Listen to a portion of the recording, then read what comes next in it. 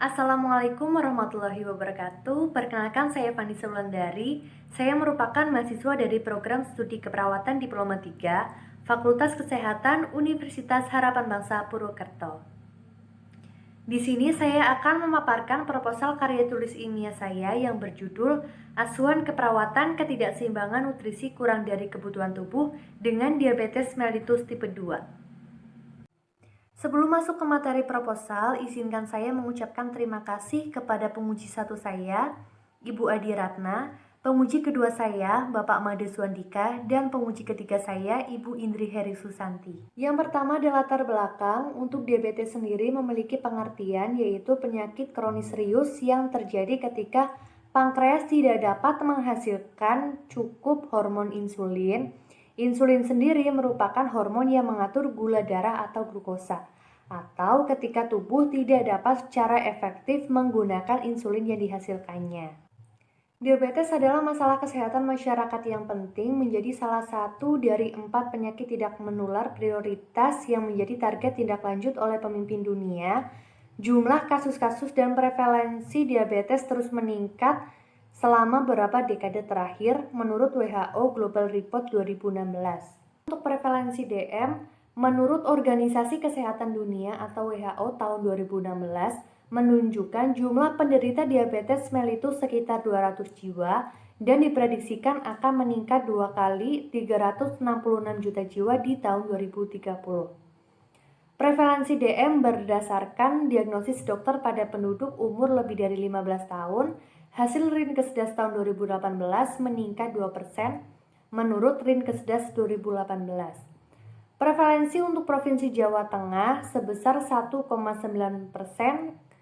Menurut Kemenkes RI 2014, jumlah kasus diabetes mellitus tipe 2 di Jawa Tengah tahun 2015 sebanyak 99.646 kasus. Diabetes mellitus tipe 2 dalam kasus ini, organ pankreas biasanya masih memproduksi insulin, namun jumlahnya tidaklah cukup untuk memenuhi kebutuhan tubuh, menurut Safira 2018. Faktor penyebab diabetes mellitus tipe 2 seringkali dikarenakan karena obesitas, ditandai dengan kelebihan berat badan yang banyaknya lebih dari 20% berat badan ideal.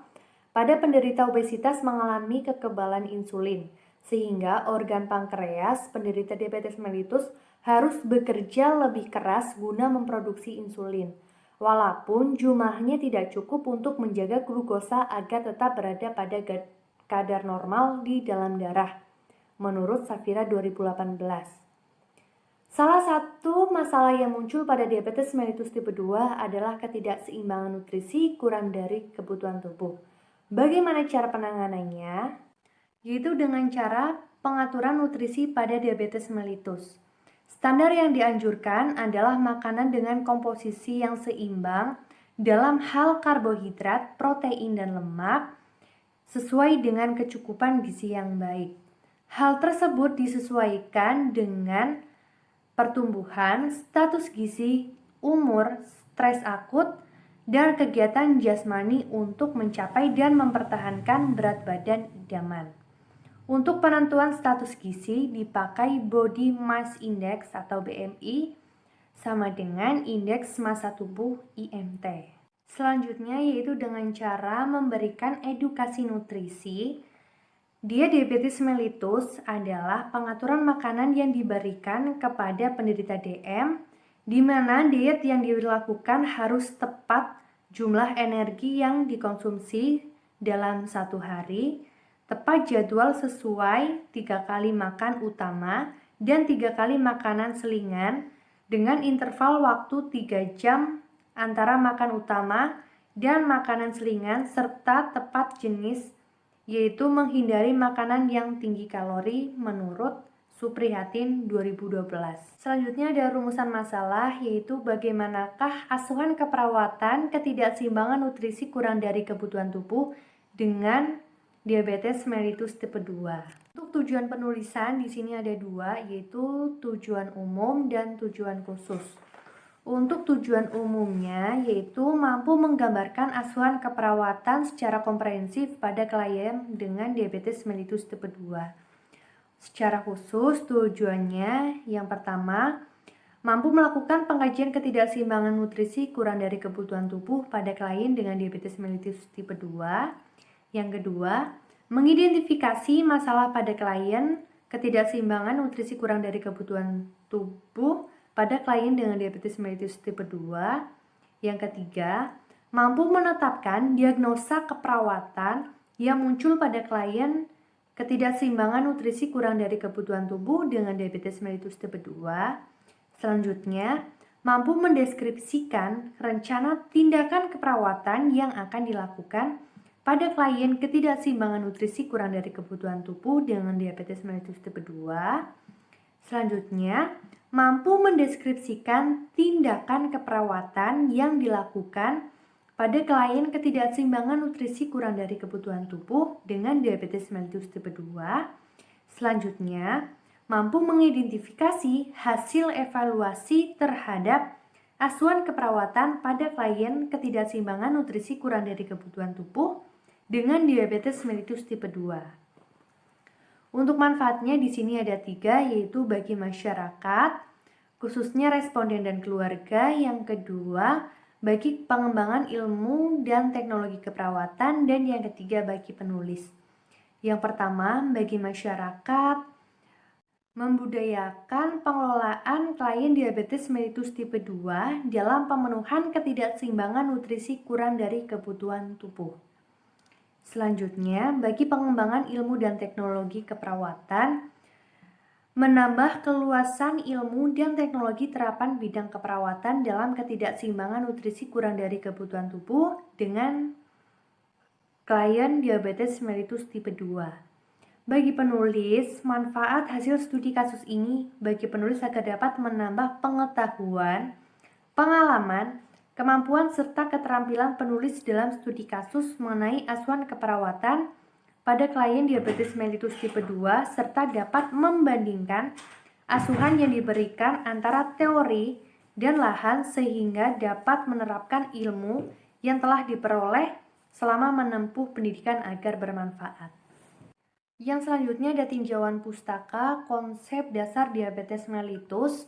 Untuk definisinya, diabetes mellitus atau DM merupakan penyakit metabolik yang berlangsung kronik di mana penderita diabetes tidak bisa menghasilkan insulin dalam jumlah yang cukup atau tubuh tidak dapat menggunakan insulin secara efektif sehingga terjadi kelebihan gula di dalam darah, menurut Safira 2018.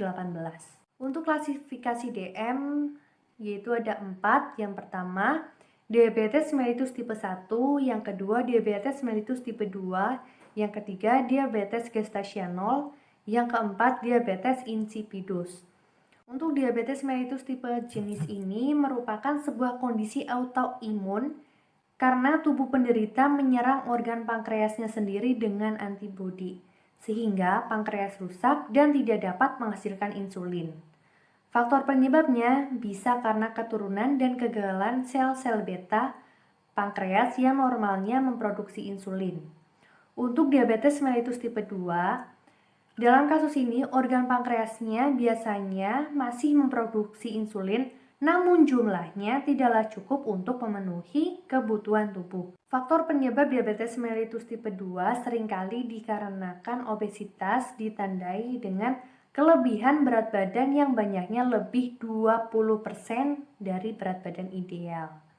Selanjutnya ada diabetes gestasional. Biasanya ini terjadi pada ibu hamil. Dan untuk diabetes insipidus terjadi biasanya karena ada masalah pada ginjal. Seperti yang sudah dijelaskan tadi, untuk DM tipe 1 biasanya disebabkan karena faktor genetik dan faktor imunologi. Untuk DM tipe 2 biasanya terjadi karena usia, kemudian obesitas, dan riwayat keluarga. Untuk tanda dan gejalanya, yang pertama pasien akan mengalami poliuria atau pasien di sini akan sering kencing. Selanjutnya pasien akan mengalami polidipsi, di mana pasien akan mudah merasa haus. Selanjutnya pasien akan mengalami polifagi atau banyak makan. Selanjutnya, pasien akan merasakan keletihan atau rasa cepat lelah dan kelemahan yang disebabkan penggunaan glukosa oleh sel menurun. Selanjutnya, pasien akan mengalami kulit kering, lesi kulit atau luka yang lambat sembuhnya dan rasa gatal pada kulit. Selanjutnya, pasien akan merasakan sakit kepala, mengantuk, dan gangguan pada aktivitas disebabkan oleh kadar glukosa intrasel yang rendah. Kemudian, pasien akan mengalami kram otot, kemudian iritabilitas, serta emosi yang labil akibat ketidakseimbangan elektrolit. Kemudian, pasien akan mengalami gangguan penglihatan seperti penglihatan menjadi kabur yang disebabkan karena pembengkakan akibat glukosa. Kemudian, pasien akan mengalami sensasi kesemutan atau kebas di tangan dan kaki yang disebabkan karena kerusakan jaringan syaraf. Kemudian, pasien akan mengalami gangguan rasa nyaman dan nyeri pada abdomen yang disebabkan karena neuropati otonom yang menimbulkan konstipasi. Kemudian, pasien akan mengalami mual, diare, dan konstipasi yang disebabkan karena dehidrasi dan ketidakseimbangan elektrolit serta neuropati otonom. Selanjutnya ada patofisiologis atau pathways keperawatan. Yang pertama, bisa disebabkan karena penyakit autoimun maupun genetik yang menyebabkan insufisiensi insulin sehingga terjadi diabetes mellitus tipe 1. Selanjutnya ada obesitas, gaya hidup, usia, riwayat keluarga DM, dan pola makan yang menyebabkan resistensi insulin sehingga terjadi diabetes mellitus tipe 2. Nah, hal tersebut bisa menyebabkan glukosa intrasel, menyebabkan pembentukan ATP terganggu, dan kemudian mengakibatkan lemah sehingga bisa ditarik diagnosa keperawatan intoleransi aktivitas. Dari glukosa intrasel ini bisa menyebabkan gluconeogenesis meningkat sehingga menyebabkan peningkatan metabolisme protein dan lemak. Hal tersebut menyebabkan cadangan lemak dan protein menurun sehingga terjadi berat badan menurun 20%, konjungtiva anemis, kulit kering, membran mukosa pucat, kehilangan rambut berlebihan, kurang informasi, diare, bibir pecah-pecah, nyeri abdomen, kram abdomen, tonus otot menurun, ketidakmampuan makan makanan, dan kesalahan persepsi, sehingga bisa ditarik diagnosa keperawatan ketidakseimbangan nutrisi kurang dari kebutuhan tubuh berhubungan dengan asupan diet yang kurang. Selain itu, dari hal tersebut juga menyebabkan penggunaan glukosa otot dan hati menurun sehingga menyebabkan produksi glukosa hati meningkat. Hal tersebut mengakibatkan pankreas berhenti memproduksi insulin sehingga menyebabkan hiperglikemia. Dari hiperglikemia ini menyebabkan glukosuria dan menyebabkan diuresis osmotik meningkat sehingga terjadi poliuria dan polidipsi. Hal tersebut menyebabkan dehidrasi, sehingga bisa ditarik diagnosa keperawatan risiko kekurangan volume cairan berhubungan dengan asupan cairan yang kurang. Selanjutnya ada pemeriksaan penunjang pada pasien diabetes mellitus. Ada 2 pemeriksaan penunjang, yaitu kadar glukosa darah dan yang kedua tes laboratorium diabetes mellitus. Yang pertama, untuk pemeriksaan penunjang kadar glukosa darah, yaitu kita mengecek kadar glukosa darah sewaktu dan juga kadar glukosa darah pada saat puasa. Untuk kadar glukosa darah sewaktu bisa dikatakan diabetes jika nilai plasma venanya lebih dari 200, belum pasti DM jika nilainya masih 100 sampai dengan 200. Pada darah kapiler bisa dikatakan diabetes mellitus ketika nilainya sudah lebih dari 200 dan belum pasti DM jika nilainya masih 80 sampai dengan 100. Selanjutnya, kadar glukosa darah puasa menurut Nur Arif dan Kusuma 2015 bisa dikatakan diabetes mellitus jika plasma venanya memiliki nilai lebih dari 120 dan belum pasti DM jika nilainya masih dalam rentang 110 sampai dengan 120. Dan untuk darah kapilernya bisa dikatakan DM jika nilainya lebih dari 110 dan belum pasti DM jika nilainya masih dalam rentang 90 sampai dengan 100.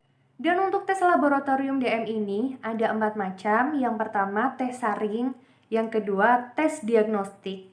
Yang ketiga, tes monitoring terapi. Dan yang keempat, tes untuk mendeteksi komplikasi. Pada pasien diabetes ini juga menyebabkan komplikasi. Yang pertama ada komplikasi akut, ada hipoglikemia. Hipoglikemia merupakan keadaan di mana glukosa dalam darah mengalami penurunan di bawah 50 sampai 60 mgdl disertai dengan gejala pusing, gemetar, lemas, pandangan kabur, keringat dingin, serta penurunan kesadaran. Selain itu juga menyebabkan ketoasidosis diabetes atau KAD. KAD adalah suatu keadaan yang ditandai dengan asidosis metabolik akibat pembentukan keton yang berlebih. Selanjutnya, pada komplikasi akut ini juga menyebabkan sindrom non-ketotik hipermosolar hiperglikemik atau SNH, suatu keadaan koma di mana terjadi gangguan metabolisme yang menyebabkan kadar glukosa dalam darah sangat tinggi, menyebabkan dehidrasi hipertonik tanpa disertai ketosis serum. Untuk komplikasi kronik, menurut Schmeitzer et al. 2013, biasanya terjadi pada pasien yang menderita diabetes mellitus lebih dari 10 sampai dengan 15 tahun. Untuk komplikasinya mencangkup yang pertama, penyakit makrovaskuler atau pembuluh darah besar. Biasanya penyakit ini mempengaruhi sirkulasi koroner, pembuluh darah perifer, dan pembuluh darah otak. Selanjutnya, penyakit mikrovaskuler atau pembuluh darah kecil. Biasanya penyakit ini mempengaruhi mata atau retinopati dan ginjal nefropati. Kontrol kadar gula darah untuk menunda atau mencegah komplikasi mikrovaskuler maupun makrovaskuler. Kemudian yang terakhir, penyakit neuropatik. Mempengaruhi saraf sensorik, motorik, dan otonom yang mengakibatkan beberapa masalah seperti impotensi dan ulkus pada kaki. Untuk penata laksanaan penyakit diabetes mellitus, yang pertama yaitu dengan cara penata laksanaan rencana makan pada diabetes mellitus. Standar yang dianjurkan adalah makanan dengan komposisi yang seimbang dalam hal karbohidrat, protein, dan lemak sesuai dengan kecukupan gizi yang baik. Hal tersebut disesuaikan dengan pertumbuhan, status gizi, umur, stres akut, dan kegiatan jasmani untuk mencakup dan mempertahan berat badan idaman. Kemudian ada perawatan luka karena pada pasien diabetes mellitus rentan ditemukan kasus debridement selulitis, maka diperlukannya perawatan luka dengan menggunakan balutan yang digunakan untuk melindungi luka, membantu debridement, dan melindungi kerusakan dari kerusakan lebih lanjut.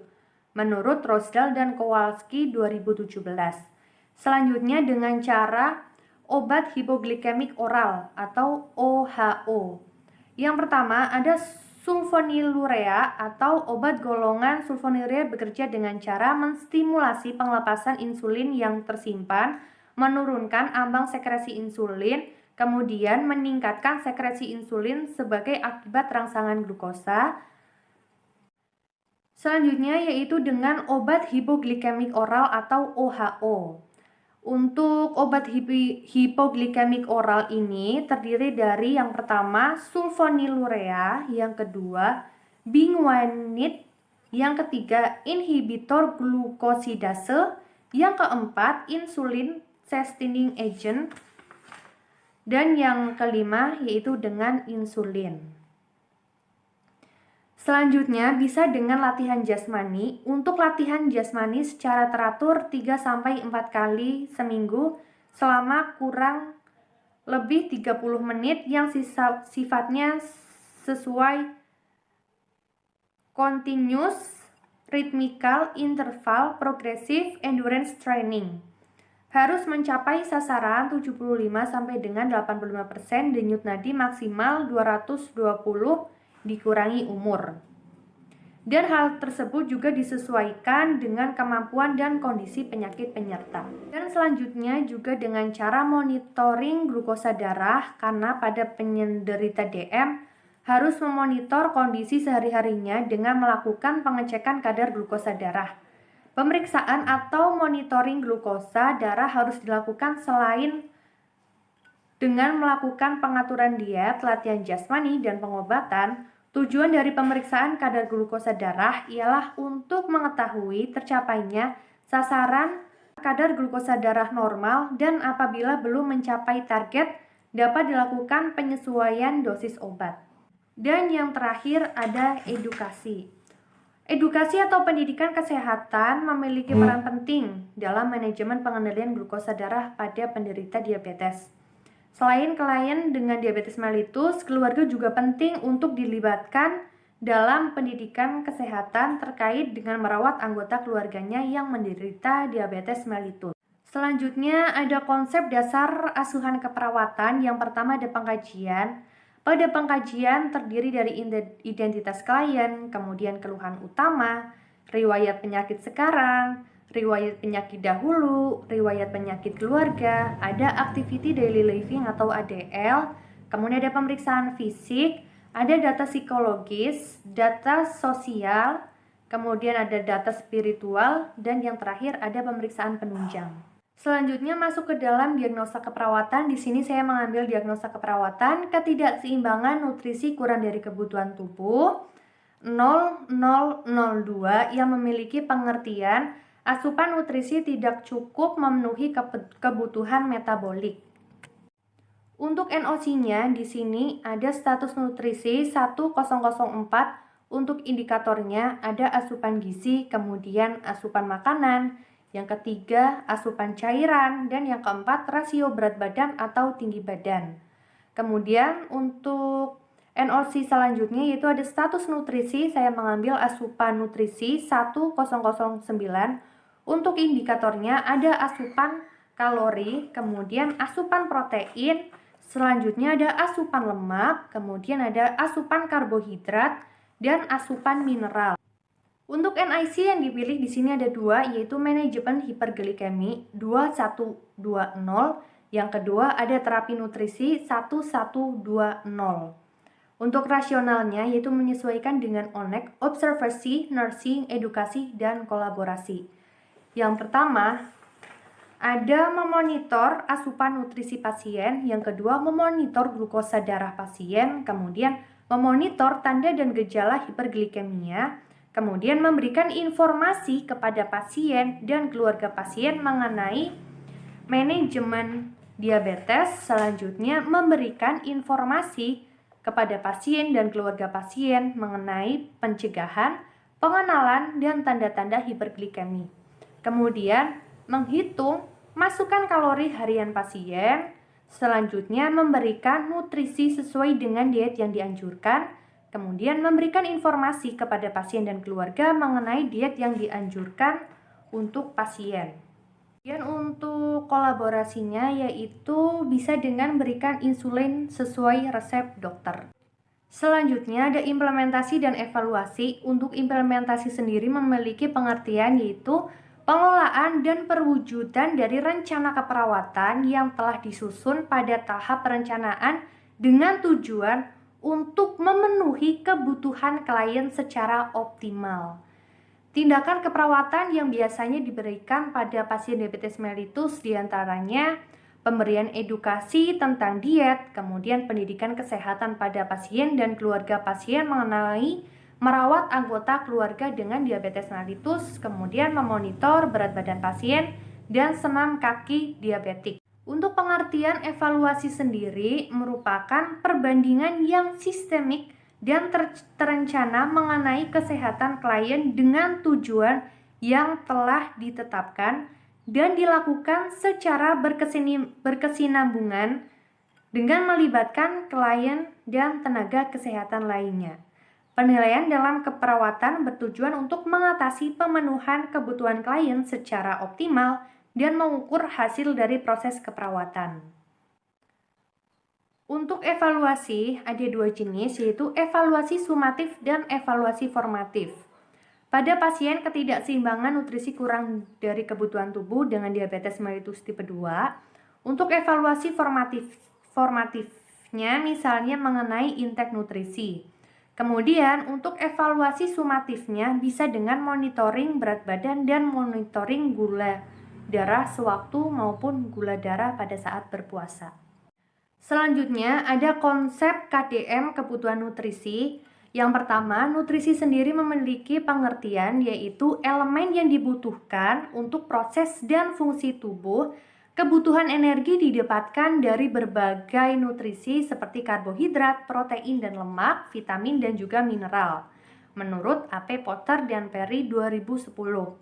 Selanjutnya, untuk gangguan nutrisi pada diabetes mellitus, biasanya pada beberapa kasus diabetes mellitus yang terjadi ketidakseimbangan nutrisi kurang dari kebutuhan tubuh karena akibat kekurangan energi sehingga pasien menjadi cepat lelah dan mengantuk yang disebabkan oleh berkurangnya atau hilangnya protein tubuh yang juga berkurangnya penggunaan karbohidrat untuk energi.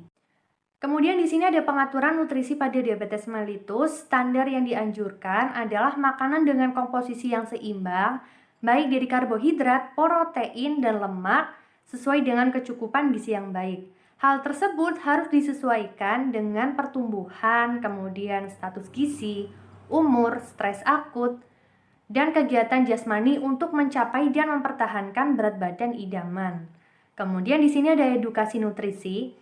Pada diet diabetes mellitus, yaitu dengan cara pengaturan makanan yang diberikan kepada penderita DM, di mana diet yang dilakukan harus tepat jumlah energi yang dikonsumsi dalam satu hari, tepat jadwal sesuai 3 kali makan utama dan 3 kali makanan selingan dengan interval waktu 3 jam antara makanan utama dan makanan selingan, serta tepat jenis yaitu menghindari makanan yang tinggi kalori.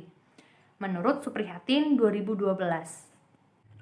Untuk metode studi kasus, yang pertama ada rancangan studi kasus yaitu menggunakan studi kasus deskriptif. Kemudian ada subjek studi kasus yaitu klien yang menderita diabetes mellitus tipe 2 dengan ketidakseimbangan nutrisi kurang dari kebutuhan tubuh. Selanjutnya ada fokus studi kasus yaitu asuhan keperawatan ketidakseimbangan nutrisi kurang dari kebutuhan tubuh dengan klien diabetes mellitus tipe 2. Selanjutnya ada metode pengumpulan data, ada 3 yaitu anamnesa, kemudian dokumentasi, selanjutnya ada observasi. Untuk etika studi kasus, yang pertama ada prinsip manfaat, kemudian prinsip menghargai hak asasi manusia, dan yang terakhir prinsip keadilan. Sekian presentasi seminar proposal karya tulis ilmiah saya. Apabila ada salah kata, saya mohon maaf. Wassalamualaikum warahmatullahi wabarakatuh.